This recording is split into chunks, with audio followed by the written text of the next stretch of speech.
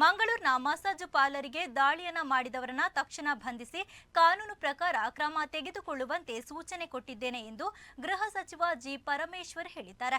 ಇವರು ಉಡುಪಿಯಲ್ಲಿ ಮಾತನಾಡಿ, ಯಾವ ಉದ್ದೇಶಕ್ಕೆ ಪಾರ್ಲರ್ ಮೇಲೆ ದಾಳಿಯಾಗಿದೆ ಎಂಬುದು ಗೊತ್ತಿಲ್ಲ. ಇಂತಹ ಕೃತ್ಯಗಳು ನಡೆಯಬಾರದು. ಯಾರಿಗೂ ವ್ಯಾಪಾರ ಮಾಡಿಕೊಳ್ಳುವುದಕ್ಕೆ ಅಡ್ಡಿಪಡಿಸಬಾರದು. ಪ್ರತಿಯೊಬ್ಬರಿಗೂ ಕೆಲಸ ಮಾಡಿಕೊಳ್ಳುವ ಹಕ್ಕಿದೆ. ಯಾರು ಕೂಡ ಕಾನೂನನ್ನ ಕೈಗೆ ಎತ್ತಿಕೊಳ್ಳಬಾರದು. ಮಸಾಜ್ ಪಾರ್ಲರ್ ಅನ್ನ ದಾಳಿ ಮಾಡಿದವರು ಯಾರು ಎಂದು ಗುರುತಿಸುತ್ತೇವೆ. ಅವರ ಮೇಲೆ ಏನು ಕ್ರಮ ತೆಗೆದುಕೊಳ್ಳಬೇಕು ಇಲಾಖೆ ತೆಗೆದುಕೊಳ್ಳಲಿದೆ. ಅನೈತಿಕ ಕಾರ್ಯಾಚರಿಸುವ ಪಾರ್ಲರ್ ಇದ್ದರೆ ದೂರು ಕೊಡಿ. ಅದು ಬಿಟ್ಟು ಕಾನೂನು ಕೈಗೆತ್ತಿಕೊಳ್ಳುವುದು ಸರಿಯಲ್ಲ. ದೂರು ಕೊಟ್ಟರೆ ಪೊಲೀಸರು ಕ್ರಮ ತೆಗೆದುಕೊಳ್ಳುತ್ತಾರೆ ಎಂದು ಹೇಳಿದರು. ಯಾವ ಉದ್ದೇಶಕ್ಕಾಗಿ ಅವರು ಮಾಡಿದ್ದಾರೆ ಗೊತ್ತಿಲ್ಲ. ಅವ್ರನ್ನ ಇಮಿಡಿಯೇಟ್ ಆಗಿ ಅರೆಸ್ಟ್ ಮಾಡಿ ಅವ್ರ ಮೇಲೆ ಕಾನೂನು ಪ್ರಕಾರ ಕ್ರಮ ತಗೊಳ್ಳಿ ಅಂತ ಹೇಳಿ ಸೂಚನೆ ಕೊಟ್ಟಿದ್ದೇನೆ. ಏಕೆಂದರೆ ಇಂಥದ್ದೆಲ್ಲ ನಡಿಬಾರ್ದು. ಅವರವರು ವ್ಯಾಪಾರ ಮಾಡ್ಕೊಳ್ಳೋದಕ್ಕೆ, ಅವರವರು ಕೆಲಸ ಮಾಡೋದಕ್ಕೆ ಅವರಿಗೆ ಹಕ್ಕಿದೆ.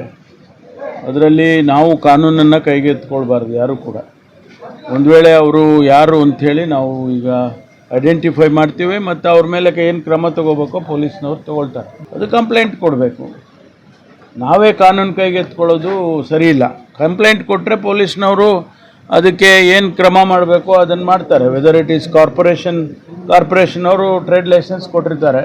ಅವರು ಯಾವ ರೀತಿ ಕಂಡೀಷನ್ಸಲ್ಲಿ ಹಾಕ್ಕೊಟ್ಟಿರ್ತಾರೆ ಅದರ ಚೌಕಟ್ಟಿನಲ್ಲೇ ಇರಬೇಕು. ಅದನ್ನು ಹೊರತುಪಡಿಸಿ ಮಾಡೋದಾದರೆ ಕ್ರಮ ತಗೊಳ್ತಾರೆ, ಫೈಂಡ್ ಔಟ್ ಮಾಡ್ತಾರೆ.